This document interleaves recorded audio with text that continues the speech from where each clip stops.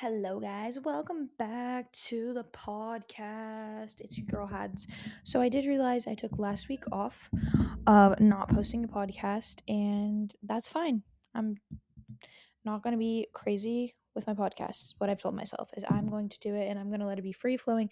I'm not going to force it, but I do think that since changing kind of my flow of my client check-in process, that it's going to allow me for more time to dedicate certain days to certain things. And so right now I changed my client check-in fulfillment kind of days to be Monday, and then if there's obviously I will answer questions throughout the week, but that made me so much more productive, and like with my days I can be more scheduled and routine and be like, okay, Monday check-ins, Tuesday continued education, Wednesday X. So Wednesdays are going to be my new podcast recording days, and I'm going to try to record 2 podcasts every Wednesday so that I can stay on track, stay on par. So what today's topic is going to be about is how to make 2026 the year that you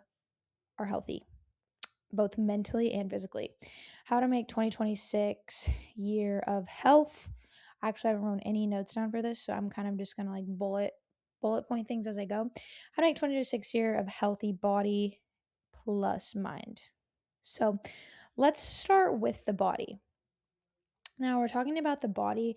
We need to do an audit. So our body consists of our internal and external. So on the inside, how are we feeling? What does our energy levels look like? What does our, I'm not going to write because it's making me not be able to be present right here. What does our energy levels look like? What does our sleep look like? What does our digestion look like? These are the internal things I would think about. Okay, now this is how we get really, really optimized. Oh my gosh, what is going on? I'm all over the place. This is when we get into optimization of these internal things. So, for example, like I said, the energy levels, sleep, digestion. Now, what is considered optimal, like most healthy for these things? Energy levels would be okay, cool. I can make it through the day without having to rely on caffeine. Cool. If you're somebody that does rely on caffeine, you're gonna be like, this is so hard, Adley. You are going to have to either cold turkey cut it, or you're going to have to wean off of it like you would for some sort of medication, like antidepressant medication or something similar. So personally, I'm like a cold turkey. Why do I keep saying cold turkey? Told cold turkey cutter. I'm gonna cut it all at once because out of sight, out of mind for me. If it's okay, I go every other day, and then I go every 2 days, every 3 days, every 4 days, every week, and that just gets too for me. I'd rather just do, okay, cold turkey, I'm gonna cut it, I'm gonna cut the coffee, and I'm gonna expect my body to feel like shit for a couple of days, and that's totally fine. That's totally okay. But know that on the other side of that, I'm going to restore my energy levels back to their baseline. I'm not demonizing caffeine. I'm not demonizing coffee. I love a good matcha. I'm definitely a matcha girly. But whenever you are constantly relying on a energy drink or a some sort of coffee, something to get you through, you are not utilizing your body's natural energy resources. And then when you are tired, you're grabbing for that energy drink, and then that's affecting your sleep. Whether you feel it or not, that you're not waking up in the middle of the night or that you feel okay and rested, it is still affecting your sleep, especially if you do have the drink later on in the day. And so that's one of the things that I would do, at least do kind of like a hard cut, and then have it occasionally. Like for me, I would probably have a matcha or two a week, and matcha is like 30, 40 milligrams of caffeine, and it's more like a natural focus type of thing.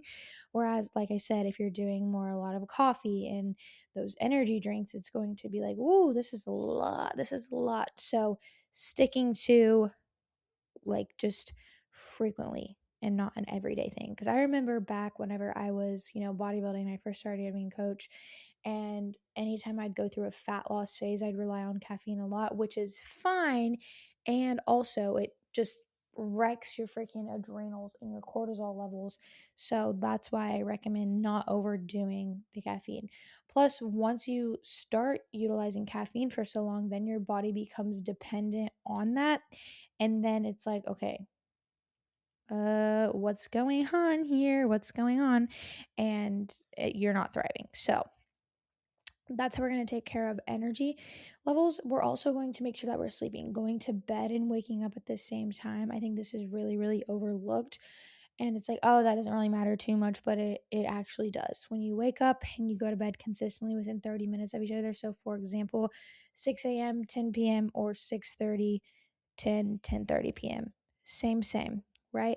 So, when you're doing that consistently, you're teaching your body, like, okay, we're safe. This is our routine. But whenever you're having highs and lows where on the weekends you're staying up till 2 a.m. and then, that next Monday morning you're waking up at 5 a.m. to go to the gym, you're in so much sleep debt. So really staying consistent with that schedule. Now, yes, if there's going to be a one-off time where you're staying out late, cool, love that. Like for last weekend was my birthday and we went out and I had not stayed up till 2 a.m. and I don't know, over a year maybe. And it literally sucked the life out of me. I was like, I don't know how people do this on the daily and or on like the regularly like weekend. It was definitely a no for me. And then with that also, I always say this, but natural sunlight inside of your eyeballs. Just go get some sun in your eyes. That's going to help with your natural circadian rhythm and so that you can actually sleep better and you're producing more melatonin when you get that early morning sunlight. So, we want more melatonin because it helps us sleep better. Slay on the energy levels. Another thing to add to the energy levels, which can also add to the meal timing, not meal timing, nutrition is meal timing. And so with meal timing, this is going to help a lot with energy because we're not, fasting and then eating everything at night and having wondering why we're having low energy throughout the middle of the day. And so morning meal, this is why I always say to have meals spaced out every 3-ish to 4-ish hours. And so if you're like, oh, I get that afternoon slump at 2, okay, cool. That's when I have my afternoon snack pick me up instead of my energy drink that's going to help get me through the rest of my day until my dinner time. Another thing that helps with energy is not sitting all day. An object in motion stays in motion, and an object at rest stays at rest. So when you're sitting and you're at rest, you're going to feel tired, sleepy, like you just want to rest more. But when you're up and you're moving, motion, you have more energy. And so that's where moving and the steps come into play. And after meals, which I'm tired right now, I just ate a snack and I'm like, oof, I shouldn't have just came in here and sat down. I should have went outside and got on my walk first. And so that's another thing that you can start to incorporate too, but that's beyond the point. These are all the basics. Everything I'm telling you is like basic level stuff that I wish I knew when I first started. And so maybe we can make this things I wish I knew when first starting my health and fitness journey or how to make 2026 the year. I think I like things I wish I knew because I'm literally teaching you from the ground up things I wish I knew at the very beginning and I didn't have to learn along the way. So it's a lot of information overload coming at you. So hopefully you can stick with me on that. Now, energy levels come sleep. To get the best amount of sleep, like I said, the morning sunlight and reducing your artificial light exposure. And I recently got a Kindle, but I still make sure I have my blue light blockers on because there is still a screen effect to the Kindle Paperwhite. And so I make sure that I still have those on. But TV in the bedroom, all that shit drives me nuts. And Barack always loves to watch TV. So I just put my sleeping mask on and he puts his headphones on so I don't have to hear it and I go to bed. So come up with some sort of compromise with you and your partner person so that it's not like them, us, but also he needs to follow what I'm doing because he obviously is not trying to optimize his sleep the best that he can. And I am because I want to sleep really good so that I can wake up feeling rested and be productive for the rest of the day. That being said, to get quality sleep, try not to eat too close to bed. For me, I don't like to eat even past I usually go to bed around 10, but like 6 p.m. I find is the sweet spot. So a 4-hour kind of time frame from when I eat to when I go to bed. I feel like I sleep best when I do that. When I eat later, I feel like it's just hard. My body's still trying to kind of digest that food, but also what you can do is kind of pace around, clean up your house a little bit after you eat your meal so that you're helping not only stabilize your blood sugar, but your digestion is going to be a lot better because you're getting it moving and it's not just stuck. that's why another thing too, and this goes into the digestion and gut health thing, is whenever you do eat a meal and then you just sit down, which what I just did, and you're not going to be perfect. That's the thing, is you're not going to be perfect all the time, but it's just about being mindful. I know that once I finish my podcast, I am going to get up and go on a walk because it's still sunny outside, and I want to get in a walk while the weather is still semi nice. And when you get up, you move around, your digestion's great. When you're sitting down, when you lie down after you eat, that's when you get the acid reflux, the heartburn, the just bloated feeling. And so moving, even if it's just 5 to 10 minutes, doing a couple air squats, walking, pacing around, that's what I used to do. Well, I still do it sometimes, but I have my walking pad now. But at my old corporate job, I would pace the halls, or I'd go outside and walk around the block after 8, and it helped me so much. It'll help you not feel so bogged down and have more energy throughout the day. So those two kind of go hand in hand. Now, like I mentioned, the sleep wake cycle, but getting enough sleep, 8 hours of sleep, sometimes even 9 hours of sleep is so much better. And just really listening to your body of like, okay, do I need to take a nap today? If your body's feeling tired, take that nap. Listen to her. Don't feel like you're lazy for doing that.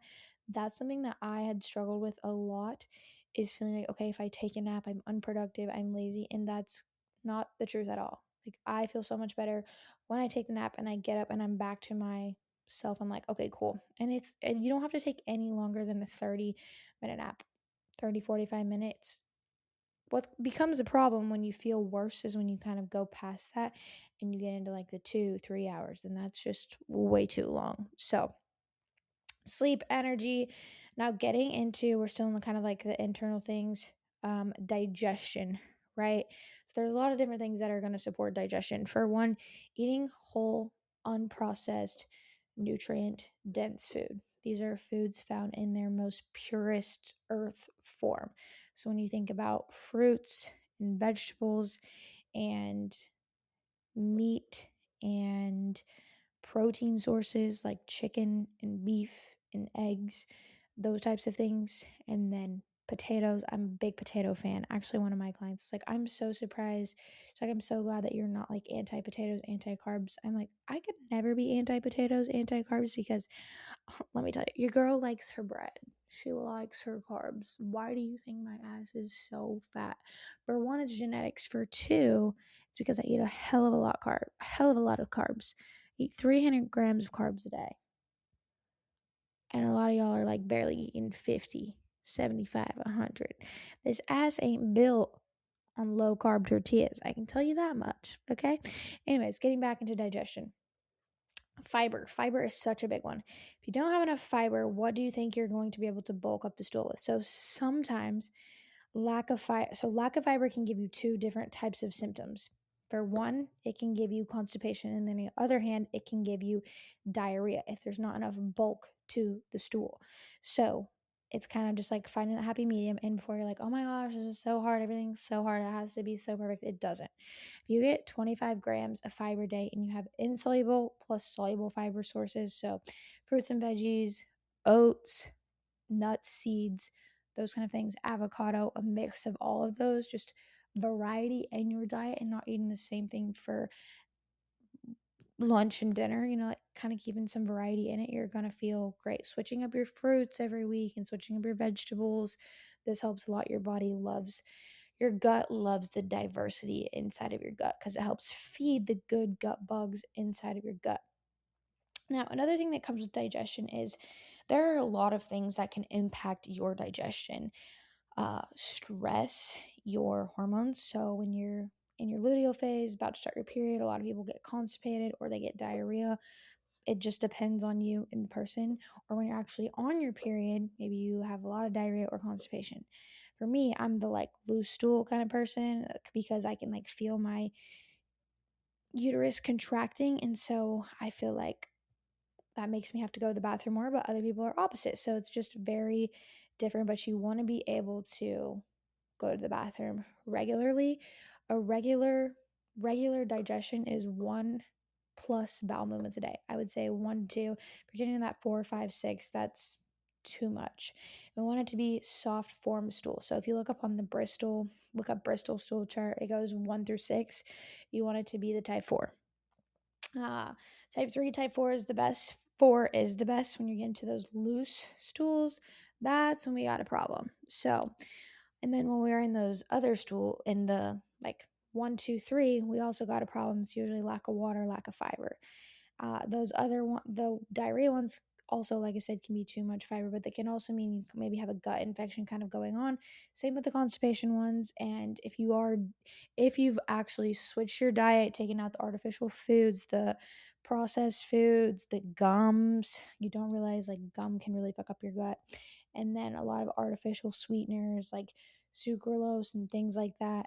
If you're consuming a lot of that and a lot of processed like protein bars and snacks and all these little things, that can definitely mess with your digestion and your gut, which can cause you to have those gut infections. And I don't want to get into all the gut stuff because that could be a whole nother topic of what certain things are, how they are uh, contracted, I guess, and things that you can do to help with that. But for now, we're just going to keep it simplified, and fiber is king, right? And then another thing, too, is if you're not drinking enough water, there's not enough to push the bowels out.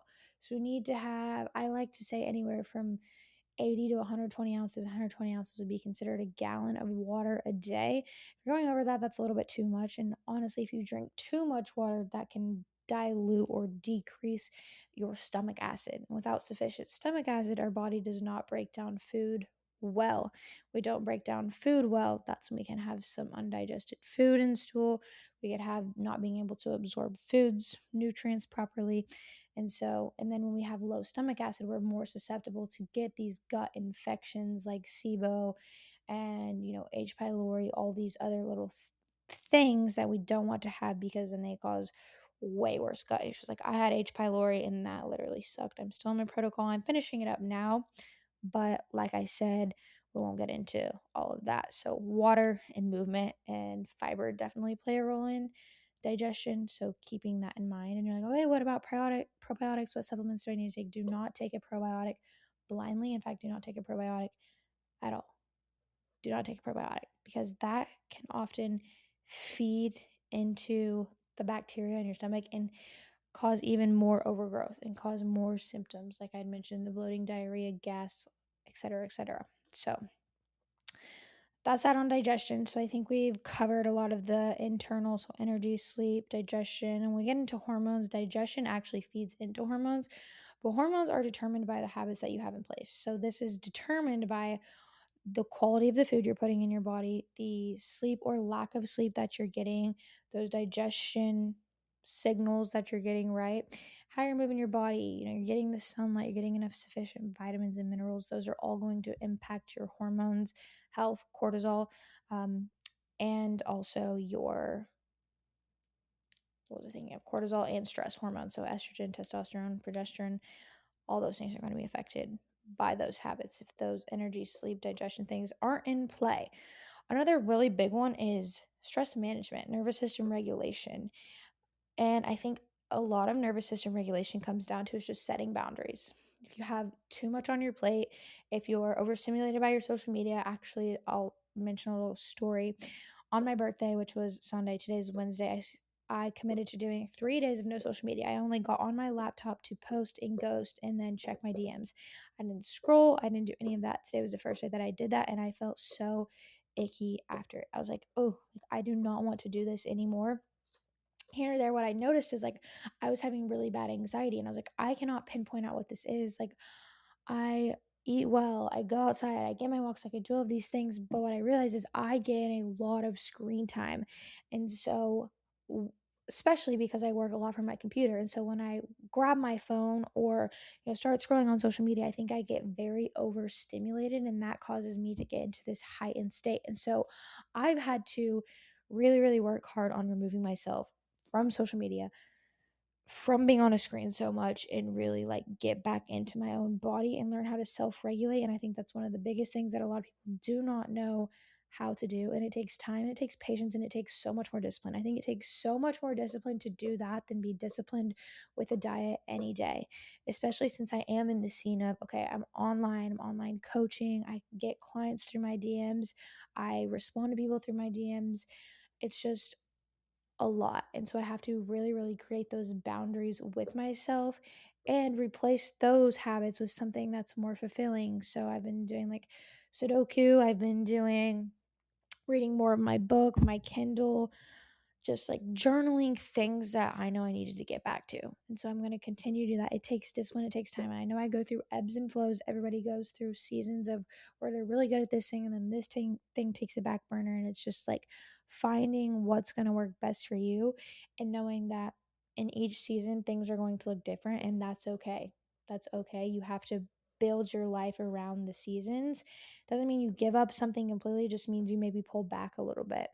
And so I think too that's a lot of things that's a lot of the problem is what keeps people stuck and not actually continuing to get better within their fitness and their health journey, is that they are one season things are great and so they're all in, and the next season things are not and so they're all out, instead of just figuring out what's going to work best for them in that season. They just completely go all out, and then they wonder why it's so hard for them to get back on because they pulled so far out. Now it's like, no, let's just adjust for the life circumstances so you can still, get these things in, but maybe it's not as often. Maybe it's, you're having to eat out more, but we're still making different choices, healthy choices when we are eating out. You can't have as much home cooked meals because you're traveling as much. You have to adjust for the seasons and be okay with the progress and results that you're going to see during that time. And that's a whole nother topic. But that's kind of nervous system regulation. And I always just have a 20 minutes of stillness every morning. So I do a meditation and I'll just set the timer. Usually just have like sounds going. Another thing too is slowing down, like not rushing through every little thing. I started playing spa music actually on my Alexa, so every morning for my morning routine and night routine, and they're not complex things, but I like to, wash my face well, do my skincare routine. I recently started hair care routine. You probably can't tell because I literally just started, but trying to get my hair healthier, more vibrant, and just making sure that I feel better in myself. And I think it's helping me a lot. So, all that being said, decluttering, unfollowing people, removing yourself from certain environments, all of these things are going to help you regulate, and cutting back on the caffeine. This is a really, really big one too, because this is a stimulant. So, when you're getting that stimulant, that's going to run havoc on your nervous system. And you're probably not going to hear this one, but alcohol too. Alcohol is definitely something that's going to, what's the word I'm looking for, to disrupt your balance of your nervous system. So those, and just the processed foods in general, when you're getting processed foods versus natural whole foods, whenever you're getting in toxins, chemicals from candles and hair products, like we already have a lot of environmental toxins, and so decreasing those as much as you can. Cooking in glass Tupperware, or putting your meals in glass Tupperware, cooking with certain cooking products, and just making sure your air is more clean water. All of these things can either hurt or help your nervous system in a way. So, just doing all the things that you can, and you don't have to swap all your products at once, but even makeup, clean skin, clean hair. I'm very much advocate for all of these. And so, just doing your research and figuring out what works best for you, but sticking to the basics. Food and nutrition come first, and then or food and movement come first, and then you can work on all these other little things to help reduce that load and regulate your nervous system even more. So that's kind of like internal. Now we're talking about external, right? We're talking about physique. And if you're wanting to lose fat, build muscle, lose fat, tone, whatever it is, you're going to have to go to the gym. You're going to have to lift weights. And I'm not talking about getting on the cardio machines. Yes, cardio is so wildly, incredibly important. We should be doing cardio because we should be wanting our heart to be healthy, but this is not our sole exercise modality. We should be strength training. When we strength train, we build muscle. And when we build muscle, we have faster metabolism. And we can also lose fat. We can change our outward appearance, and we can lose that visceral fat, so fat that surrounds our organs. We can lose that to become healthier. Right? When we tone, we have to build up the muscle first.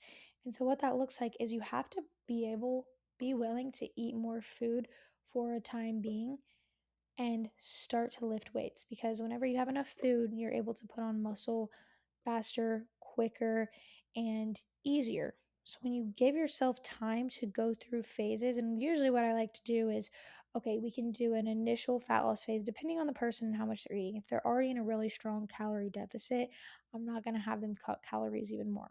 So first thing we have them do, okay, get them to a maintainable spot of calories.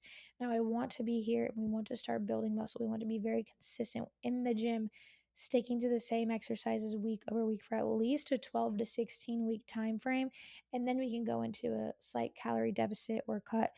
And so you get the toned look from building the muscle and then shedding the fat to be able, excuse me, to see that muscle. So right now I'm kind of in like a building like maintenance phase, and my calories are pretty high, and my body is definitely not as lean as it has been. It's actually on the like teetering point of being like one of the higher weights that I've been at, which is fine. Maybe I have more body fat, but I feel like leaner in my midsection than I have when I did previous bulking, building phases, and that's because my digestion is a lot better. And also, like, I know soon I'll want to go into a slight cut so that I can get back into more of like that tone look and then maintain that. I hate going through these phases like gaining and losing, but the reality is like if you want to build muscle and go through phases where you want to look better and lean, you're gonna have to do that. Now, could you build for a really long time and be okay with being on that fluffier side? Yes, cool. You could do that, but for me personally, like when different seasons come around, I want to be leaner. I want to look leaner in my swimsuit.